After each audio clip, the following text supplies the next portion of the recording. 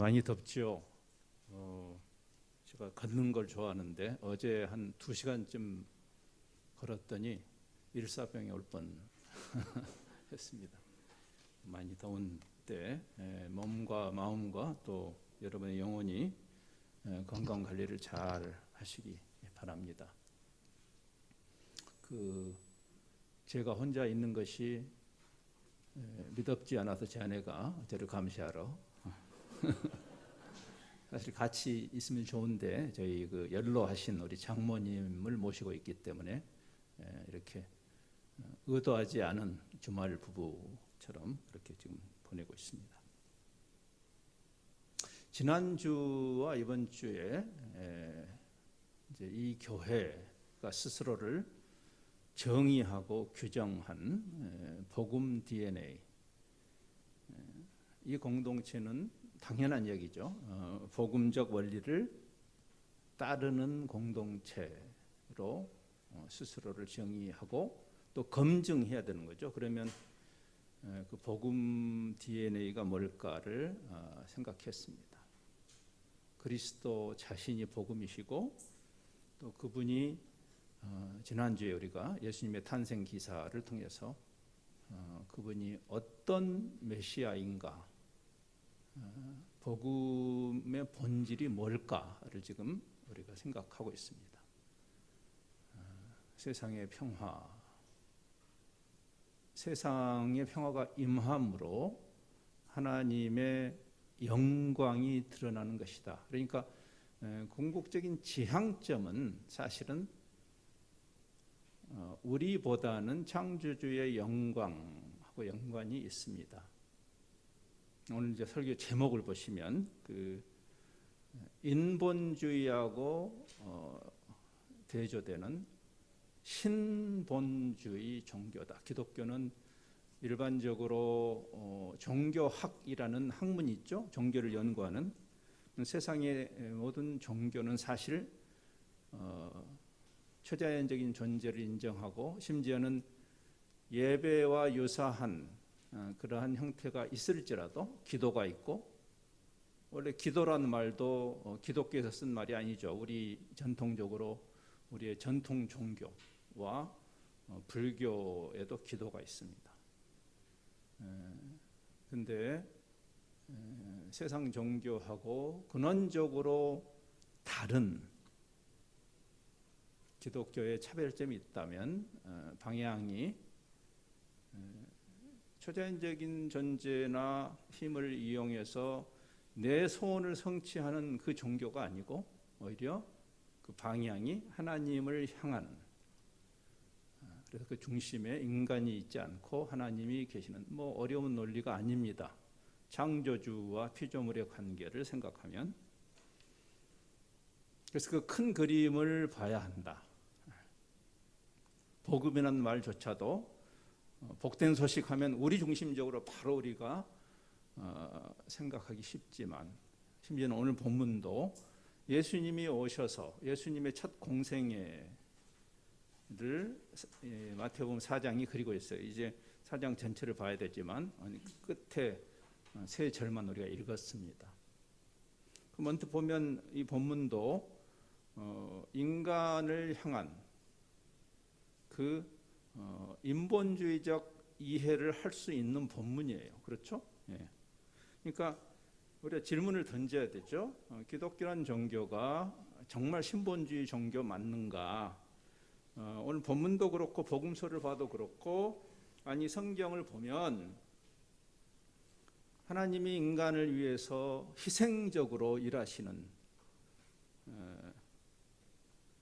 그 내용이 틀린 것은 아니지만, 성경이 지향하는 궁극적인 초점이 세상의 안녕과 인간의 복지에 있는가라는 질문을 던져야 하는 단계입니다. 복음을 정의하기 위해서. 그러니까 세상의 인간의 복지와 세상의 안녕은 중요해요. 성경도 중요하다고 말해요. 하나님이 세상을 사랑해서 세상을 향해서 희생적으로 그리스도를 보내신 건 맞아요. 그래서 오늘 본문도 그분의 그 사랑, 그분의 긍휼한 고통당하는 세상을 향해서 자신을 던지시는 예수님의 모습이 나오죠. 그게 이 성경 전체가 궁극적으로 지향하는 그림일까라는 질문 앞에 서야 돼요. 오늘 이 복음의 DNA를 우리가 이해하려면 성경의 큰 그림을 봐야 하는 이유고, 그렇죠?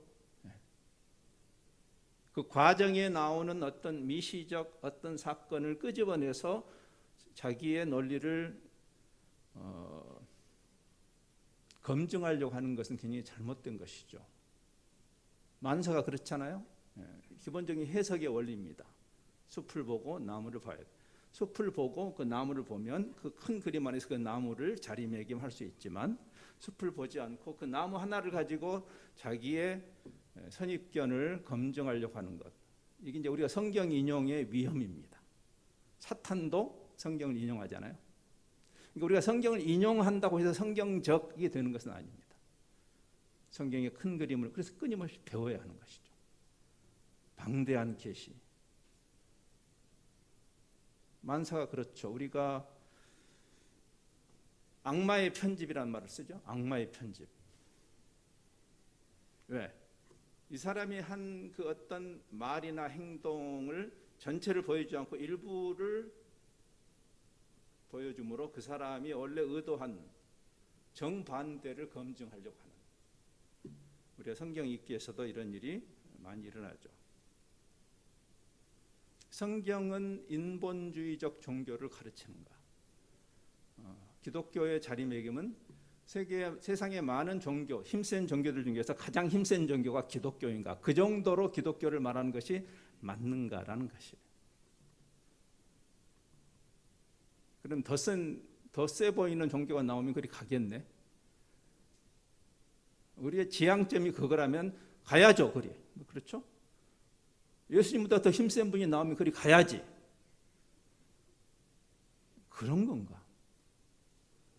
성경의 큰 그림을 보았던 믿음의 선배들 수없이, 오늘 하루 종일 제가 인용할 수 있지만 샘플로 한두 분을 인용한다면, 제 개인적으로 이번에 이제 왔더니 우리 목사님들이 저한테 그런 질문을 했어요. 선교사님의 입장에서 가장 결정적인 성경을 보는 안목이나 신학적인 그런 그 관점에 있어서 가장 결정적인 영향을 준 분이 누굽니까? 그래서 제가 거의 지체하지 않고 책으로 만난 존 스토트라는 영국의 목회자이자 신학자이신 분을 이야기했습니다. 그래서 제가 그분의 글을 인용하면 이런 것입니다. 그분은 선교에 대해서 쓰면서 이렇게 말해요. 하나님이 그리스도를 보내신 게 하나님의 선교죠. 세상을 사랑해서. 선교라는 개념입니다. 보냄, 목적을 가지고 보낸 것이다. 미션이라는 말의 뜻이죠. 보냈다는, 그 라틴 말에 그 미토, 보낸다. 그래서 나온 말입니다. 우리를 세상에 보내시는 거죠. 그렇죠? 네. 우리가 선교적 공동체인 거죠. 근데 왜 보내셨을까? 그 선교적 동기의 최고봉은 그리스도의 제상명령에 대한 순종도 아니고, 저는 선교사인데 선교사들이 많이 우려먹는 표현이에요. 주님의 제상명령이 우리가 순종해야 되지, 그 순종하는 건 중요한 일이지만 그게 궁극적인 지향점은 아니다는 거예요. 또 이제 우리 한민족에게 잘 통하는 방식이 우리의 그 어떤 긍휼한 마음을, 한국 사람들이 굉장히 긍휼하잖아요, 그렇죠? 그러니까 저 죽어가는 영혼들을 불쌍하죠. 그래서 긍휼히 여기는 마음도 아니다 그랬어요. 그 둘 다 중요해요. 지상명령에 순종하는 또 귀한 일이고, 성경이 우리에게 순종하라고 하는 것이고, 그리고 저 죽어가는 영혼들을 향해서 선한 사마리아인의 비유처럼 하나님이 세상을 긍휼히 여겨서 그리스도를 보내신 것처럼 우리도 세상을 긍휼히 여겨야 되는 거 맞아요. 그런데 그것이 궁극적인 지향점은 아니다. 그 모든 일을 통해서 하나님은 궁극적으로 뭘 바라보고 계신가? 즉 성경을 계시하신 하나님은 뭘 바라보고 계신가? 그래서 존 스타스는 이렇게 말합니다. 선교 운동의 최고봉은 타오르는 열정으로 예수 그리스도의 영광을 갈망하는 것이다. 많은 생각을 하게 하죠. 기독교 영성은 그래서 종교성이 아니고 아까 우리 자매님도 기도를 그렇게 했지만 방향성이에요. 방향성. 회심이라는 말이 의미입니다. 회심이라는 것은 돌아섰단 말이죠. 방향이 바뀌었다는 말이에요. 나에서 나를 창조하신 그분, 우리가 지금 예배하는 이유죠. 그렇죠? 그러니까 기독교 영성을 대표하는 고전 중에 하나가 바로 거의 100년 전에 나왔던 오스월드 챔버스라는 사람이 쓴 그 영성 책인데, 그 책이 처음 출판된 것은, 실제로 나온 것은 1920년대에 나왔으니까 거의 100년 전에 나왔죠. 근데 이제 영어로 이렇게 잘 그분의 그 단상들, 그분의 그 우리 마치 나주 혁신 장로교회 같은 이런 젊은 학도들, 그리고 이제 이분이 그 군대 채플린을 했기 때문에 군인들에게 그리스도를 따른다는 게 무슨 의미인가를 기독교 영성으로 풀어낸 책인데, 너무나 탁월한 책인데 그 책이 우리가 얼마나 그쪽에 관심이 없는가를 보여주는 한 모습이에요. 우리말로 번역된 게 2015년이에요. 그러니까 우리가 이런 데 별로 관심이 없는 거죠. 그렇죠? 네. 주님은 나의 최고봉이라는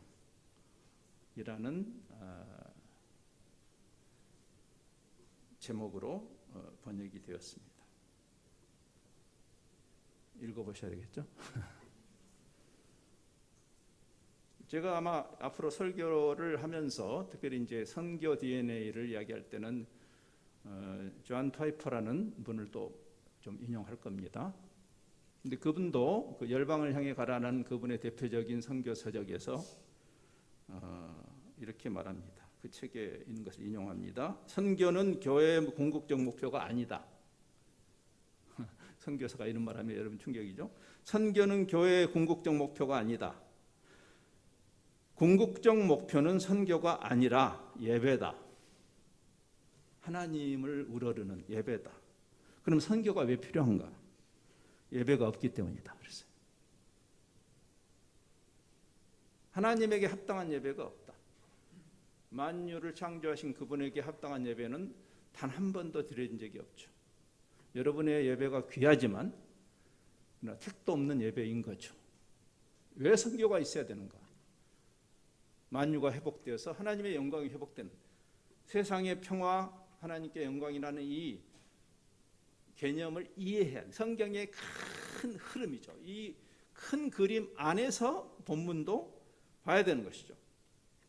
그러니까 인본주의 종교가 아니고 사실은 신본주의 복음이죠. 그렇죠? 네. 자, 그래서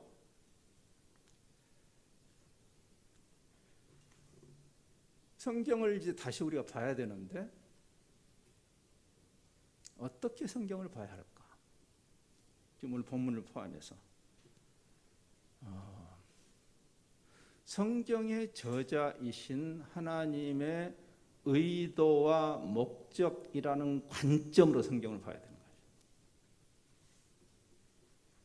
성경을 하나님이 왜 계시하셨을까요? 여러분의 살림의 보탬이 되는 생활의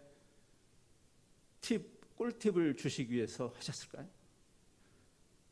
우리 삶의 보탬이 되는 그런 지혜도 많이 있어요. 잠언 같은. 그러나 성경 전체를 아우르는 성경의 거대한 흐름은 무엇일까? 그래서 우리는 단순히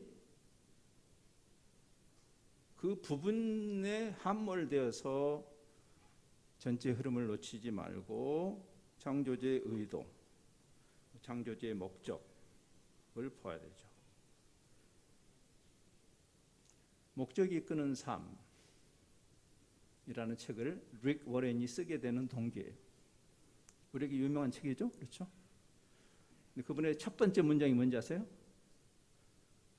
당신에 관한 것이 아닙니다. 그것이 첫 번째. It's not about you.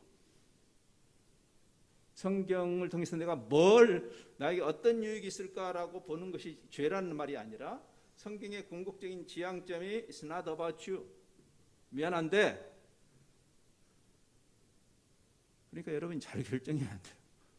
나는 나조차고 왔다면 조금 여전히 이 종교를 따라가야 할 것인가라는 결정을 해야 돼요. 아무도 강요하지 않아요. 지난주에 그 본문이 궁극적인 지향점이 하나님의 영광이나 결국 구원조차도 궁극적인 지향점이라기보다는 오히려 하나님의 영광이 회복되는 방도구나를 깨달아야 돼요. 그러니까 아까 제가 기독교 영성은 종교성이 아니고 방향성이라고 할 때 그 방향이 바뀌는 거죠. 방향이 그분을 향해서 방향이 바뀌는. 이것이 제 이야기가 아니고 바로 우리 개신교의 공동체의 고백이에요. 그것이. 여러분이 여기서 사도신경도 함께 고백하고 또 거기 니케아 신경이 그 4세기에 세계 교회가 역사적 교회가 함께 공유하고 있는 중요한 이 교집합을 드러내는 중요한 신앙 고백이죠. 성경 전체를 보면서 믿음의 선배들이 탄탄하게 다리를 놓은.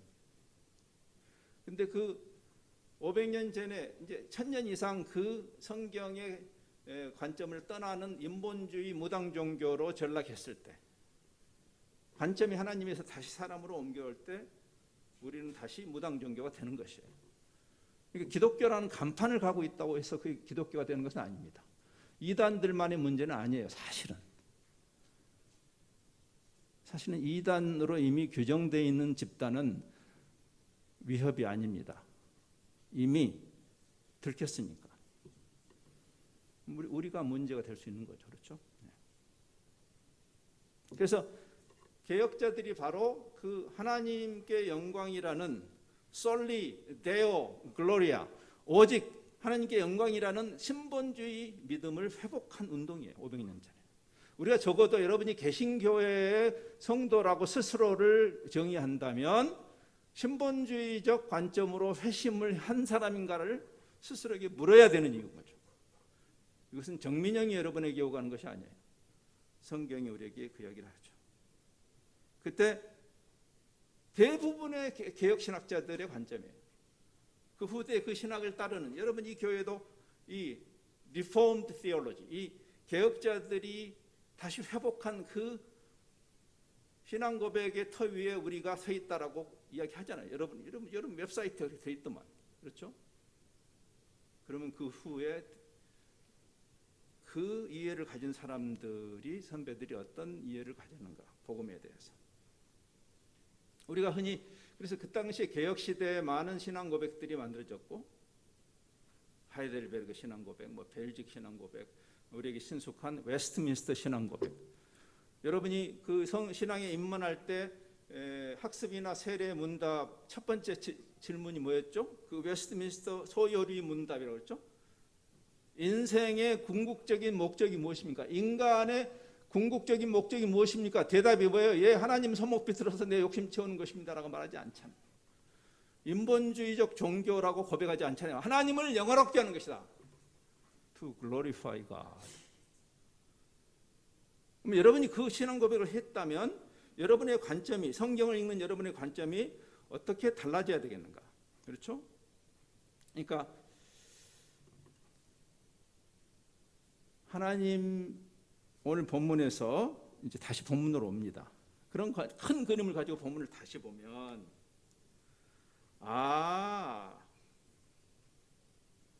그리스도께서 복음을 어떻게 정의하시냐면, 마태복음 전체가 오늘 본문 23절에서 예수님이 복음을 선포하셨는데, 어떤 복음이냐? 그냥 복음을 선포하신 게 아니에요. 여러분이 다시 관점으로 보시면 복음 앞에 수식이 있어요. 천국 복음. 왜 복음이냐면 천국 복음이에요. 근데 진짜 문제는 어디냐면 천국이란 말이 우리를 헷갈리게 하는 거죠. 예수 천당이란 말이 여기서 나와요. 성경에 없는 개념을 우리가 이제 만든 거죠. 자, 창공에 있는 디즈니랜드로 간다. 아니에요. 그렇지 않아요. 하나님의 피조 세계가 지금 망가지는데 그리스도의 보혈로 회복할 것이에요. 예루살렘이 없어지는 게 아니고 상징성이죠. 새 예루살렘을 향해서 가는 거죠. 그러니까 여기서 말하는 천국은 이제 마태 형님이 신국 하나님 나라라고 말해야 되는데 마태복음만 유독 천국이라는 표현을 씀으로써 우리를 헷갈리게 한 지점이에요. 사실은 마태는 왜 마가 누가 다른 복음서는 다 하나님 나라라고 썼는데 왜 마태는 하늘 나라라고 써가지고 우리를 헷갈리게 했는가? 그것은 마태복음을 보면 1장에 이 유대인들을 향해서 복음을 접목하는 네 복음서 중에서 독특하게 유대인들을 향한 그 마음이 담겨 있는 복음서예요. 그래서 그 연속성, 유대인들이 이미 가지고 있는 구약의 연속성, 그 족보를 그 지루한 족보를 만드는 이유죠. 그러면서 그리스도를 소개하는 거죠. 근데 유대인들의 심성이 우리하고 유사해요. 우리가 어른들 이름 함부로 안 부르죠. 부르십니까? 요즘 MZ 세대는 그냥 너무 아빠하고 친해가지고 철수야 이렇게 부릅니까? 아빠 이름을 못 불러요. 유대인들이 하나님 여호와의 이름을 못 불렀죠. 그래서 정확하게 여호와 하나님의 그 발음조차도 히브리어는 이 옛날 히브리어는 자음이 없어요. 아니 모음이 없어요. 자음만 있으니까. 그래서 정확한 발음을 지금도 추측해야 할 정도로 하나님을 함부로 입을 부르지 못했어요. 그러니까 하나님이라는 일반 명사조차도 그들이 쓰기를 힘들어하는 우리하고 그러니까 하나님이란 말 대신에 거기다 하늘을 집어넣는 거예요. 하늘. 그러니까 한자로 말하면 신국이 맞는데 그냥 천국이라고 쓴 거죠. 소위 말하면 천국이라고 쓰고 신국이라고 읽은 겁니다. 그러니까 여기 그 예수님이 오셔서 하나님 나라에 대해서 말씀하신 그 첫 번째 예수님의 첫 번째 복음의 설명이에요. 처음부터 끝까지 그 이야기를 하시는 건데 그거를 똑같은 우리 본문에 해당하는 평행 구절인 이 마가복음 1장에 가면 마가복음은 그걸 이렇게 쓰고 있어요. 이르시되 때가 찼고 하나님의 나라가 마가는 그냥 하나님의 나라라고 쓰는 거예요. 근데 마태는 이거를 하늘 나라라고 쓴 거죠. 그렇죠? 이제 그걸 이해해야 돼요. 그러니까 회개해라 천국이 가까웠다라고 마태가 쓰는 것은 사실 하나님의 나라가 임했다라는 의미죠. 그러니까 여러분이 이런 관점을 가지고 다시 예수님의 메시지를 처음부터 하나님의 나라에 대해서 이야기하시고 그리고 예수님의 공생의 3년을 다 추적해보고 심지어는 부활하신 다음에 40일을 계시죠. 사도행전 1장에 보면. 그럼 예수님은 에오라지 하나님 나라에 대해서 말씀하세요. 부활하신 다음에 40일 동안도 딱 한 가지 메시지를 얘기했어요. 하나님 나라에 대해서. 그러니까 우리가 하나님의 나라라는 말이 무슨 말인지 이해해야 될 거 아니에요? 지난 시간에 우리가 지난주에 그런 이야기를 했어요. 성경이 말하는 하나님의 나라와 세상 나라가 달라요. 이제 우리가 헷갈리는 지점이죠. 우리가 세상 나라의 기준으로 자꾸만 하나님 우리를 복 주셔서 더 강한 나라가 되게 하시고 뭐 강한 나라가 되는 게 나쁘단 말을 제가 하는 것은 아니에요. 하나님의 나라는 가이사의 관점에서 부국강병의 개념이 아닌 것을 이해해야 돼요. 오히려 세상의 평화를 뭐가 저해하는가? 그것이 바로 국뽕종교 때문에 그런 거예요. 국뽕종교. 한국교회가 하나님이 우리 예수 믿는 사람 많아지니까 한국을 축복했다라는 식으로 복음을 뒤트는 순간 러시아의 정교회가 푸틴의 저 과거의 그 소련의 영광을 다시 회복하려고 하는 그런 그 팍스 러시아나를 향한 그 도모에 함께 손을 잡고 복음을 뒤틀 때 우리는 그러지 않았나요? 항상 강한 자에게 빌붙는 종교가 되어버리는, 일제강점기에는 신사참배의 머리를 숙이고 군사 독재 때는 독재자를 찾아가서 찬양하고, 이런 것들이 진정한 하나님께서 그리스도를 통해서 이루고자 하는 세상의 평화를 저해하는 것이죠. 그러니까 우리가 샬롬에 대해서, 복음에 대해서, 하나님의 다스리심에 대해서, 이제는 또 한류까지 해서 우리 국뽕 종교로 기독교가 하지 말고 성경이 말하는 그 하나님의 통치에 대한 이해를, 하나님의 나라란 말의 의미예요. 하나님의 나라라는 개념은 땅덩어리 개념이 아니고 다스리심의 개념이에요. 킹덤의 핵심적인 개념은 킹쉽이에요. 그것이 확대해서 그 왕권이 시행되는 지역을 땅덩어리로 말할 수는 있겠죠. 우리가 보통 한 나라의 성립 조건 할 때 영토, 국민, 주권 이렇게 말하잖아요. 근데 우리 한민족은 워낙 조상대대로 좁은 땅에서 땅에 한이 맺힌 민족이라 무슨 나라 그러면 무조건 우리는 땅덩어리를 먼저 생각하는 경향이 있어요. 이해할 수는 있죠. 그러나 우선적인 개념이, 여러분이 외국어를 배우시면서 그런 경험하셨겠죠. 외국어를 배울 때 가장 왕도는 일단 그 언어 속에 들어가 빠지는 것이고, 두 번째는 제가 볼 때는 책을 많이 읽는 거예요. 거기 그 언어로 되어 있는 책, 그게 어휘를 늘리는 방식입니다. 말을 많이 하고 많이 읽고. 근데 우리가 외국어를 배울 때 모르는 단어가 나오면 어떻게 해요? 렉시콘, 그 딕셔너리를 여는 거죠. 그러면 그 엔트리를 찾으면 그 단어가 나오고, 여기 하나님 나라라는 이 바실레이아라는 단어를 내가 헬라어를 배우다가 바실레이아가 뭐지 하고 바실레이를 딱 찾으면 거기에 의미가 1, 2, 3, 4, 5 나와요. 그렇죠? 그러면 우선적인 뜻이 몇 번째 있어요? 1번에 있어요. 1번이 우선적인 뜻이에요. 그리고 2, 3 밑으로 내려갈수록 약간 그 상징적인, 원래 뜻은 이건데 그 뜻을 조금 더 외연을 확장하면 이렇게까지 쓸 수 있다라고 하는 거죠. 그러면 히브리어의 말쿠스나 헬라어의 바실레이아, 이 나라라는 이 말, 당신의 나라가 임하소서. 그러면 당신의 나라가 위에서 무슨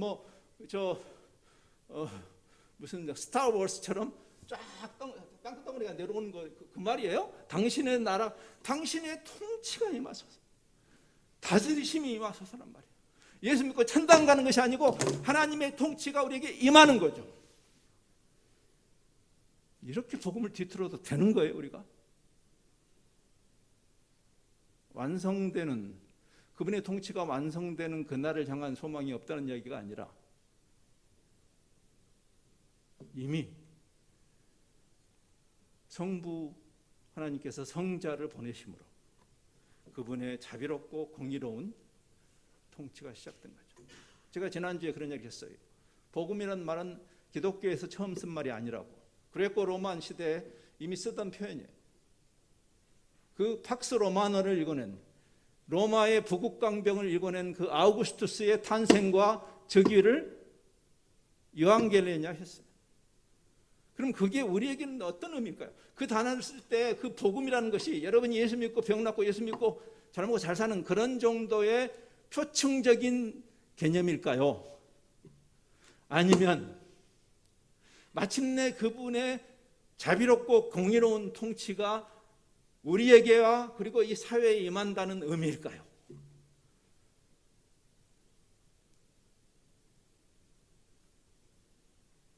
그래서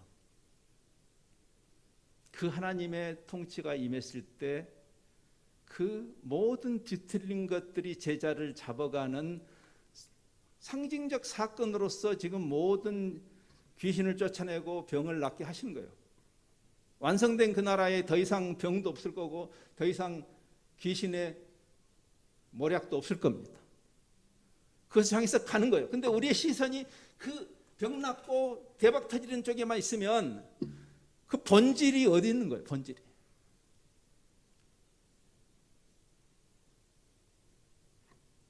그래서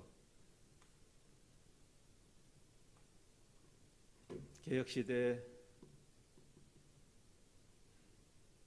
음악가 중에 그 개혁자들이 그 하나님의 통치라는 것을 이해했어요. 뭐 제가 아까 개혁자들이 솔리 데오 글로리아란 말을 바하 같은 사람, 바하는 자기가 바하가 칸타타를 많이 작곡했죠. 근데 그는 그 보통 뭐 그림과 비슷한 거죠. 옛날에 손으로 다 악보를 그렸잖아요. 근데 그 칸타타 맨 끝에 요한 세바스찬 바하라는 자기 이니셜을 쓰지 않았어요. 잘 안 썼어요. JSB. 그는 SDG라고 썼어요. 주로. 바하의 칸타타. 솔리 데오 글로리아. 내 이름을 알리는 게 중요한 게 아니라 나에게 이 음악적 재능을 주신 하나님을 찬양하는 것이 나를 부르신 거다. 아까 로마서 1장 7절 우리 로마서의 축도를 읽었잖아요. 하나님께 사랑을 받은 자, 그의 성도로 부름받은 너희 모두에게 하나님 우리 아버지와 주 예수 그리스도 다스리시는 주님, 다스림시. 핸델의 할렐루야를 보세요. 그 당시에 개혁시대에 바하가 있고 핸델이 있죠. 동시대에 이런 출중한 두 음악가가 활동했다는 게 놀랍고, 그렇죠? 그리고 그의 그 할렐루야, 그 오라토리오, 그 할렐루야의 왜 할렐루야? 44번이 왜 할렐루야예요? 왜 좋아서 그렇게 할렐루야 하는 거예요? 하나님을 만났더니 만사형통이다. 그래서 할렐루야가 아니잖아요.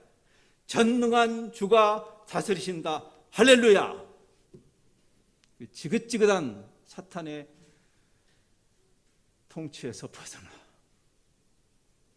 하나님의 통치로 간 것에 대한 기쁨이죠. 그렇죠? 그것이 신구약 성경의 일관된 관점이에요. 복음을 정의하는 일관된 관점이에요. 여러분, 그 이사야서 52장 7절이 구약의 복음을 가장 명확하게 정의한 구절이죠. 거기 이렇게 됐어요. 좋은 소식, 복음 아니에요? 요한겔리온. 좋은 소식을 전하는. 근데 그건 평화에 관한 것이 지난주에 이야기했죠. 샬롬의 복음이야. 평화를 공포하며 복된 좋은 소식을 가져오면. 근데 이게 뭐예요? 그 복음을 선포한다는 게 뭐죠? 너의 하나님이 통치하신다.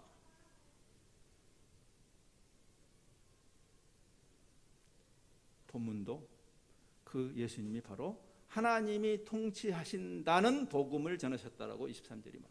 그리고 계속해서 마태복음은 천국 복음이라고 쓰고 있어요. 우리는 천국을 떼고 복음 그렇죠. 또는 기껏해야 천당 복음을 이야기하죠. 그것은 뒤틀림이죠. 자, 이제 결론 향해서 가십시다.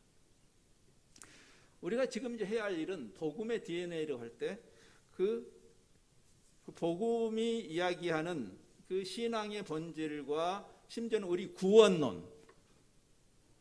구원론의 본질을 바로잡는 일이 필요하죠.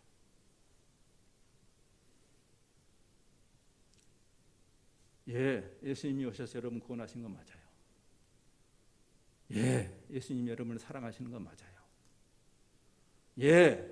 그분이 여러분을 복 주기를 원하세요.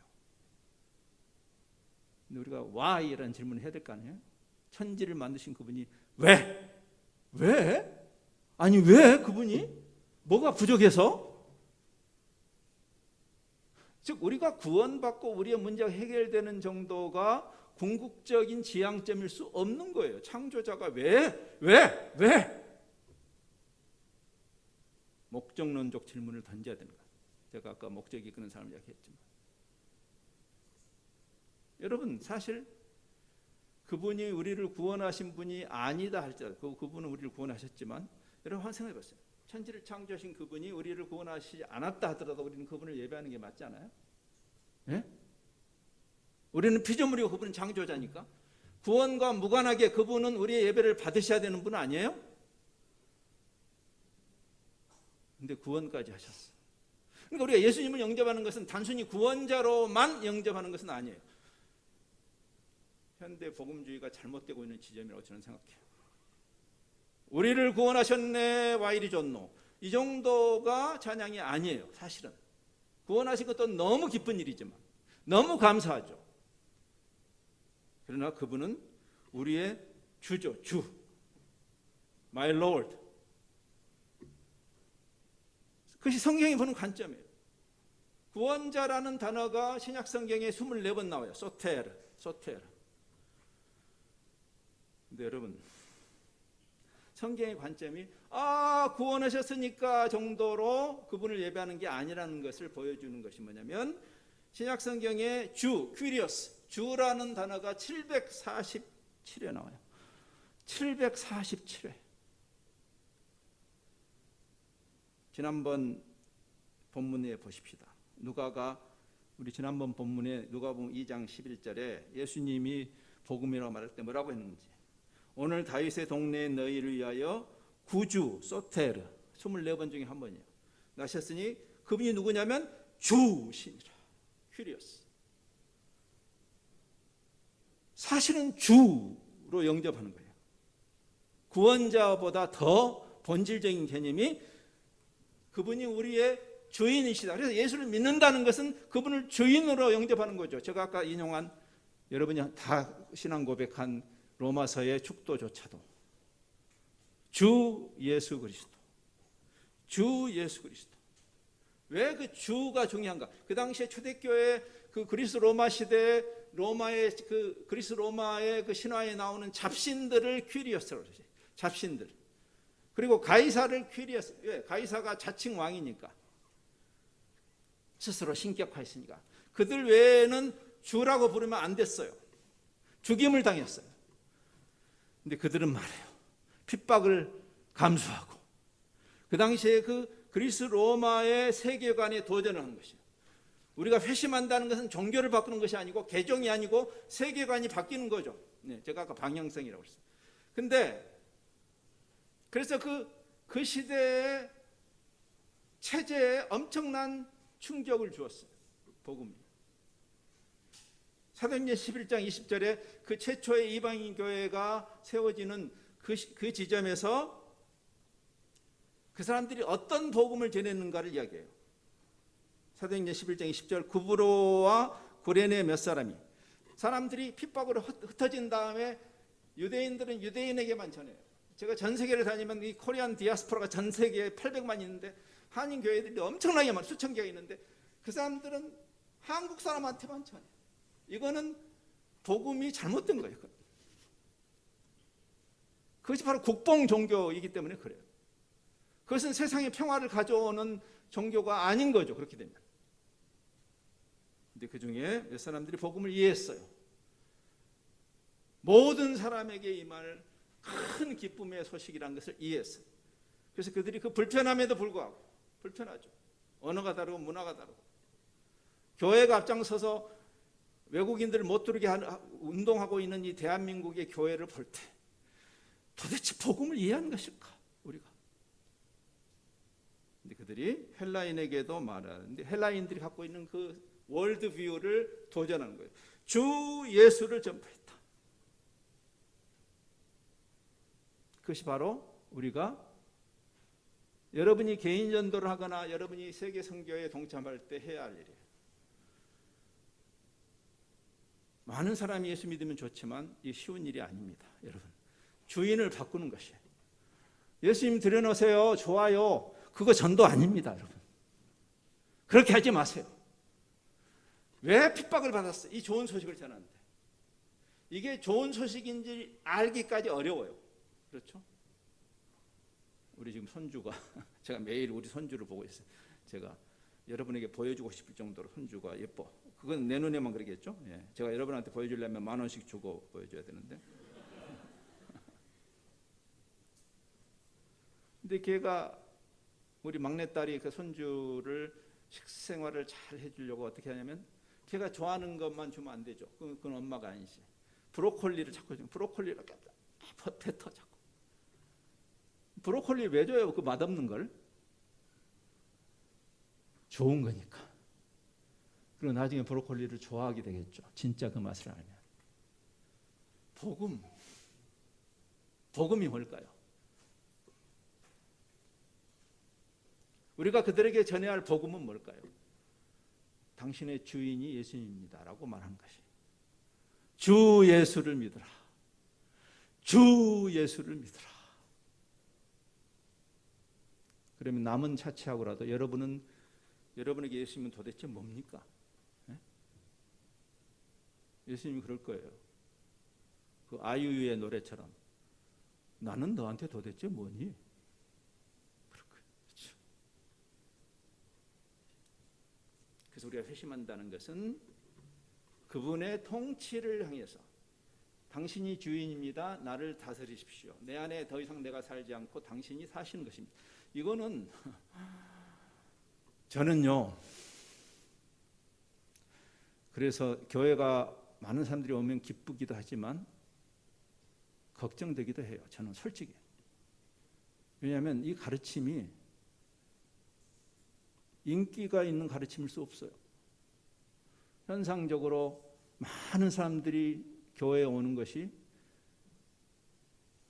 환영할 만한 일이기는 하지만 걱정스러운 일이기도 한 이유입니다. 이거 간단한 문제가 아니에요. 그래서 여기 마태복음 4장 오늘 23절부터 되겠지만 17절에 보면 예수님의 공생의 첫 번째 메시지예요. 이때부터 예수께서 비로소 전파하셨어요. 뭘 전파하세요? 돌아서라, 회개해라, 하나님의 나라로. 그러시면서 복음이 오늘 본문에서 천국 복음이다, 하나님 나라의 복음이다라고 말씀. 그러니까 우리가 이제 스스로에게, 여러분 스스로에게 질문을 던져야 돼요. 나는 정말 회심한 사람인가? 상당히 여러분 불편하게 만드는 지금 이야기입니다. 제가 여러분의 마음을 편하게 하기 위해서 있다면 저는 여기 올 필요도 없어요. 그렇죠? 그러면 예수님이 오시는 그 사역을 정확하게 준비한 사람이 세례 요한인데 3장으로 가면 예수님하고 똑같은 메시지를 던져요. 3장 1절과 2절에 이렇게 있어요. 그때 세례 요한이 이르러 유대 광야에서 전파하여 말하되 회개하라, 하나님의 나라가 가까이 왔다. 돌아서라, 하나님의 통치를 향해서 돌아서라는 뜻이죠. 그러면서 그는 이렇게 이야기해요. 그때 자기들이 하나님을 잘 믿는다고 생각하던 사람들이, 거기에 온 사람들이, 바리새인들과 율법사들과 그 당시 종교 지도자들이 거기 많이 있었어요. 그들을 향해서 그는 8절 9절에서 이렇게 도전해요. 그러므로 회개에 합당한 열매를 맺어라. 이거는 지금 행위구원을 말하는 거 아니에요. 너희가 정말 회개한 거 맞아? 그러면 너희가 회개했다는 것은 하나님의 통치로 돌아섰다는 것인데 여러분에게도 해당하는 거예요. 여러분이 정말 돌아선 것 맞는지를 자기를 들여다봐야 돼요. 나도 나를 끊임없이 들여다봐야 돼요. 나는 종교 하나를 바꾼 것인가? 개종 말고 회심. 그러면서 이렇게 말해요. 세례 요한이. 여러분 제가 8절 9절만 인용했는데 7절에 욕이 나와서 제가 7절은 인용을 안 했습니다. 이 독사의 새끼들아. 여러분 우리는 그 이뻐 죽겠는 개의 새끼라고 해도 큰 욕인데 독사의 자식들아. 엄청난 욕입니다. 그러면서 회개에 합당한 열매를 맺고 속으로 우리는 아브라함이 우리 조상이야, 우리는 정통한 교회에 다녀라고 말하지 말라는 거예요. 그냥 돌들로도 장로교인, 감리교인, 심리교인 만들 현대판으로 많이 적용한다는 거예요. 나는 신천지가 아니라 다행이다, 이 정도 이야기하지 말라는 거예요. 진짜 회개했는가? 그래서 제가 그 성경 해석학을 공부할 때 굉장히 많이 저에게 도움을 주었던, 그 책을 통해서 도움을 주었던 그 영국의 개혁 신학자 이 아서 핑크라는 분이 그분의 글을 읽다가 이런 구절을 발견했습니다. 그리스도를 주님으로 인정하지 않으면서 퀴리어스, 주님 나의 주인이십니다. 당신 나의 주인이십니다. 구원자로도 물론 영접해야 되지만, 근데 자신의 주인은 아니고 구원자로 영접할 수 없다 그랬어요. 예수님이 여러분의 몸종으로 영접받다면 예수님은 그런 수모를 당하실 분이 아니라는 거예요. 오셔서 평선에 찌그러져 계시고 내가 필요할 때 부르면 그때 나오세요. 그러면 안 들어오셔요. 그분이 어떤 분인데. 그렇죠?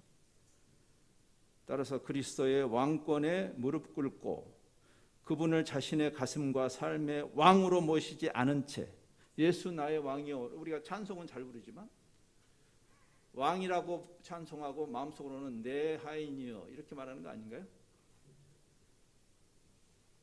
그래서 그분을 주로 모시지 않은데 퀴리오스로 모시지 않은 사람이 소테르, 나의 구원자라고 생각하는 것은 착각이다. 그래서 초대교회는 회심을 굉장히 심각하게 다뤘습니다. 막 자기가 신앙 고백을 해도 세례를 주지 않았어요. 여러분 지금 21세기에 있으니까 쉽게 세례를 받았지, 제 생각에는 제가 초대교회 교인이었으면 저도 세례를 받았을까 나 확신이 없습니다. 왜냐하면 초대교회 신앙 공동체가 엄청나게 심각하게 검증해서 당시 핍박을 받던 때니까 이미 예수 믿겠다는 것 자체가 상당히 검증된 것임에도 불구하고 회심의 변질이라는 책, 그건 여러분이 꼭 읽어보시기 바라요. 회심의 변질. 개종은 회심이 아닙니다. 불교 다니다가 교회당에 나오면 되는 것 아니고, 새벽에 암자에 가서 천지신명께 빌던 분이 새벽 기도에 교회당에 나와서 빌면은 회심한 거 아닙니다. 그는 하나의 필요 조건이겠지만 충분 조건은 아닌 거죠. 주인이 바뀌는 것이다. 자, 그래서 메타노이아라는 말의 의미예요. 메타노이아. 회심, 메타노이아. 구약의 슈브라는 말이에요. 돌아서라. 선지자들이 가장 많이 쓴 동사 중에 하나예요. 슈브. 돌아서라. 돌아서라. 그러면 우리가 돌아서라라는 말 할 때, 회개하라 할 때 우리가 논리적으로 질문을 해야죠. 돌아서라. 그럼 어디에서 어디로 돌아서란 말인가라는 논리적인 질문이 생기지 않아요? 그냥 회개합니다. 주여 나 회개합니다. 참 밑도 끝도 없는 이야기야. 주여 회개합니다. 그 말이 얼마나 이상한 이야기인가. 그게 그냥 종교적 어떤 심미적 경험? 그거 메타노이아 아니에요. 불이 떨어져도. 중요한 것은 내가 전에 그 죄의 통치 아래, 사탄의 통치 아래 있던 내가 거기서 어디로 돌아서면 하나님의 통치로 돌아서는 것이다. 그것이 회개죠. 그것이 바로 회개한 자의 기도가 어떠해야 되는가를 가르치신 주기도문이에요. 너희들 어때 이방인들처럼 구하냐? 왜? 천지신명이나 초자연적인 힘을 이용해서 자기 욕심 채우는 이방 종교인들이 하는 기도로 자기 기도를 쓰레기로 가득 채우는, 스팸 기도로 가득 채우는, 그렇게 하지 말아라. 이렇게 기도해라. 나에서 하나님으로 바뀌는 거죠. 하늘에 계신 우리 아버지시여, 당신의 이름이 거룩히 여김을 받으소서. 당신의 나라가, 당신의 통치가 임하소서. 이 땅에 하늘에서 하나님의 통치가 아무런 장애 없이 구현되듯이 지금 이 땅에도, 나의 일상에도, 이제 다음 주부터 우리가 그 균형 DNA를 다룰 적절한 지점에 왔어요. 교회당에서뿐 아니라 내 일상에서, 내 일거수일투족이 하나님이 주인 되심이 드러나는 그 당신의 통치가 임하소서. 그것이 이제 우리가 자연스럽게 이 다음 주의 본문으로 가게 됩니다. 그리고 마치겠습니다. 로마서 12장입니다. 바울이 로마서라는 출중한 복음 설명을 11장에 한 다음에 그러므로 이제 바로 적용하는 지점이에요. 우리에게 유명한 거죠. 그러므로 형제들아, 너희 몸을, 자, 일의 결국을 들었지 않느냐? 마치 전도서의 마지막 장에 솔로몬이 하는 이야기 비슷해요. 자, 복음이 신본주의 복음 아니냐? 그 11장 끝부분. 네, 그런 내용이 나와요. 신본주의 찬양으로 복음 설명이 끝난 다음에 그러므로 형제들아, 너희를 하나님께 드리는 것이 마땅하지 않느냐? 그게 진짜 예배 아니겠냐? 우리 다음 주에 좀 더 자세히 보겠지만 이게 논리적 예배라는 뜻이에요. 원래 우리는 영적 예배라고 썼는데 로기케이, 영어로 로지컬이라는 뜻이에요. 로고스에서 나온 말이에요. 한번 생각해봐라. 그분이 주인이시고 너희가 회심한다는 것이 그분의 통치로 주여 나를 드립니다. 나를 드리는 게 진짜 예배 아니겠냐? 그러므로 마음을 새롭게 함으로 변화를 받아. 이거의 메타노이아, 이 회심을 풀어쓴 말이에요. 그것이 복음 DNA죠. 그렇죠? 네. 말씀을 마치면서 이런 생각을 해요. 제가 이런 하나님 중심적 복음에 대해서 설명을 하면 많은 분들이 고개를 끄덕이지만 마음이 힘들어하는 분들이 있어요. 나는 주님 믿고 즐거워. 그래, 주님 믿고 즐거워하는 게 잘못인가? 아니에요. 주님은 여러분을 사랑하시고 여러분이 그 복을 누리기를 기뻐하세요. 축도의 내용이잖아요. 근데 어떤 상태가 되었을 때 그 복을 누리는가를 이해하라 그 말이에요. 애시당초에 하나님이 우리를 어떻게 창조하셨냐면 우리가 하나님을 반역함으로가 아니라 당자가 아버지를 떠나서가 아니라 다시 아버지께 돌아왔을 때 그 평안이 회복되는 거죠. 그렇죠? 우리를 무슨 악덕 기업주처럼 우리를 종교 중독으로 몰아가기 위한 하나님이 아니고 우리를 사랑하시는 그분이 마치 제가 아까 손주 이야기했지만 그 손주가 지금 10달이거든요. 10달인데 걔가 엄마의 품을 떠나서 독립선언을 하면은 그가 자유가 있나요? 그 안에서 자유를 누리는 것처럼 애시당초에 하나님이 우리를 창조하신 방식이에요. 그것은 단순히 고행주의로 우리를 초청하는 것이 아니라 진짜 만족을 향해서 우리를 창조하신 거죠. 그래서 아까 제가 인용한 웨스트민스터 신앙고백 첫 번째 질문, 인생의 궁극적인 목적이 무엇입니까? 그럼 대답이 이래요. 하나님을 영화롭게 하고 그분을 영원히 즐거워하는 것입니다. 이 같은 이야기예요. 하나님을 영화롭게 하는 그 회복이 되었을 때, 그분의 통치 안에 들어갔을 때 그분을 누리는 것이에요. 그 선하시고 공의로우신 하나님의 통치 안에서 그분을 누리는, 그게 하나님께서 우리를 창조하신 섭리예요. 여러분의 믿음이 단순히 종교인이 아니라 무당 종교로 전락시키는 그런 자들이 아니라 성경이 우리에게 일관되게 가르치는 그 영광스러운 하나님의 영광을 지향하는 목적이 이끄는 삶을 잘 살아가시는 성도들 되기 바랍니다.